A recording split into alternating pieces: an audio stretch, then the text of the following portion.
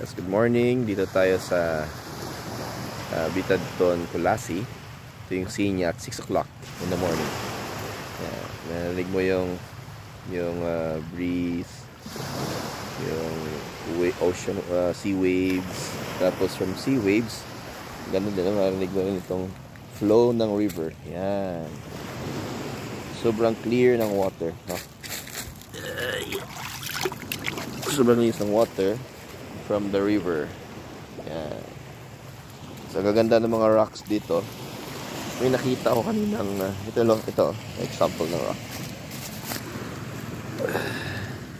Ganda ng river stone, no? So pag mag-vacation yung mga kids namin, dito sila madalas mamulot ng mga magandang rocks. Ganda ng place, oh. Super peaceful, good for retirement. Diyan ang river.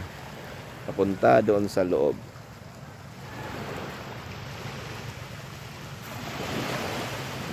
So mag-aantay kami.